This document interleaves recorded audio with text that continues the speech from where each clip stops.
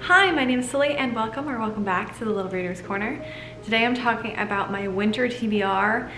Do we need to talk about how I did with my fall TBR? No we don't. It's fine.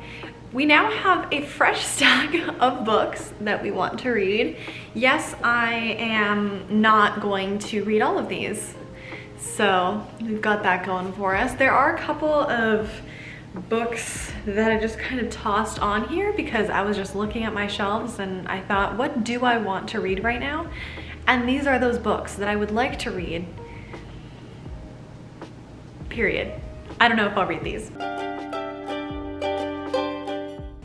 So let's get started. Before the Coffee Gets Cold. Now this one is a very short time travel story, but I believe there are, I think, like 4 different subsections. So it all takes place at this coffee shop, but the 4 subsections are 4 different points of view and 4 little mini stories attached with the coffee shop. Basically, the idea of this is that there is a coffee shop where if you sit at one of the tables, you travel back in time, but there are a lot of stipulations to this traveling back in time. You can't change the present, so whatever you say or do in the past does not have an effect on the present. And you can also only go back in time in the coffee shop. So you can't go outside the coffee shop. It had to have taken place, whatever you want to go back to, inside the coffee shop, and whoever you're trying to talk to, if you're trying to talk to someone, had to have been in the coffee shop as well. Yes, and you had to have been there too. That's as far as I know. I'm like 30 pages in and I am enjoying it. I enjoy almost every, no. I enjoy time travel stories if they're done well. I love time travel stories. I've heard a lot of great things about this one, so I really can't wait to get more into this. Next up, this was an impulse buy. I finished my first semester of grad school and I have never been more tired, exhausted, and just burnt out in my life. So the following day I was like, you know what, Soleil? You can go to the bookstore and you can get 1 book. Here we are. This is said book. I don't know why I specifically chose this one. I was just like, you know what? I need a good romance that I can cry to. And this sounds like it. So this is Forever Interrupted by Taylor Jenkins Reid. Taylor Jenkins Reid has written a lot of fantastic books that I have loved. Daisy Jones and the Six, The 7 Husbands of Evelyn Hugo, and the Malibu one.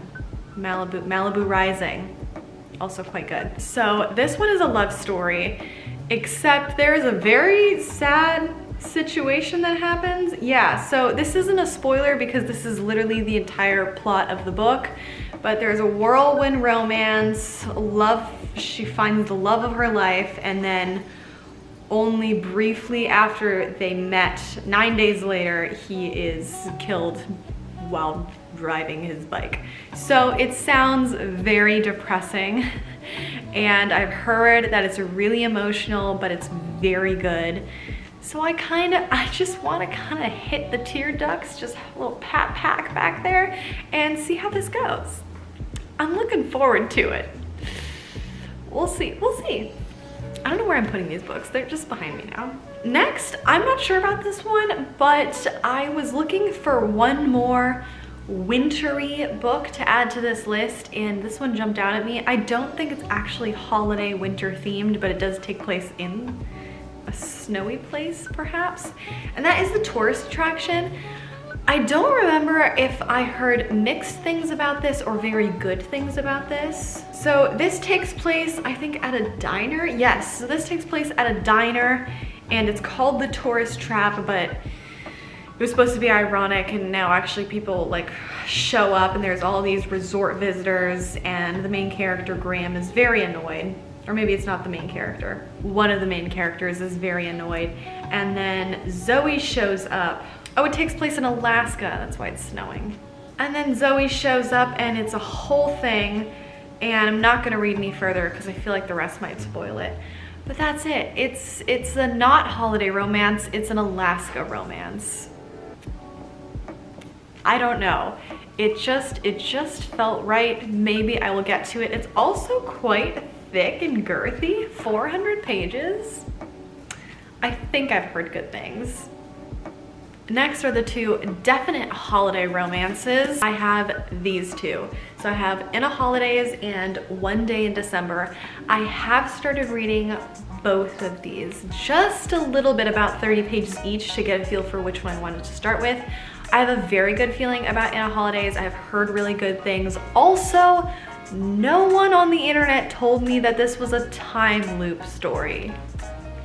Y'all, I have said it before, I've said it again, I love time travel and time loop stories, and this has been out for maybe a year, maybe two, and I had no idea what the plot is, and not a single person said time loop, so I'm very excited now that I know. I thought it was just a cute holiday romance, and then I started reading and I was like, oh my gosh, look at that. So really enjoying the first 30 pages of this, really looking forward to reading the rest of this. Now, One Day in December, I'm about 15 or 20 pages into it. It's not actually a full 30. I'm not feeling it at this moment, but I would like some feedback from y'all if you've read this or if you know. So this is a very tentative pick on my TBR because, I don't know, you know, it was a holiday romance. I had a credit. It looked cute, the reviews were okay. I decided to go for it, and it's just really not doing it for me. So we'll see. So as I said, tentative pick. Let me know if you've read One Day in December and if you have any thoughts. Now I also have a highly anticipated book, and that is Beautiful World, Where Are You by Sally Rooney. Now I actually haven't read anything by Sally Rooney. I want to do a Sally Rooney dedicated video where I read a lot of her work because I saw Normal People on Hulu. I now have the Normal People book somewhere behind me, and I really want to read it, and I just have a really good feeling about this. So this is about a whole mess of 4 friends, I think. Yes, Alice, Felix, Eileen, Simon, and just their messy lives. They break up, they get together, they worry about things in life. It's a whole mess.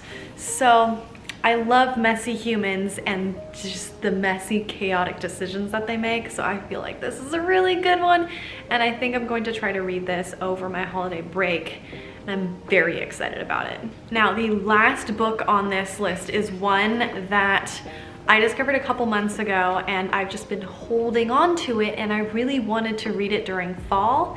I don't think I got it before my fall TBR video though. I don't think I've talked about it yet. But it is The Death of Jane Lawrence. Now, first off, of course, the cover is gorgeous, but this plot sounds fascinating. Wow, hear that crack. Clearly I haven't opened this yet. And I just really want to read it. So it's about Jane, who just wants to be married, be secure in life, have that financial stability, the familial stability, and all of that. But then on the night of her wedding, she shows up in this rainstorm, and her soon-to-be husband is just a completely changed person. He's become this really paranoid man with all of these like very specific fears and nightmares. So basically it takes place in post-war England, and it's about Jane trying to figure out what's going on with him because he can't tell reality from his nightmares anymore. And it's a creepy gothic horror. And if there is any kind of creepy book that I would be able to read, I think it would be this one.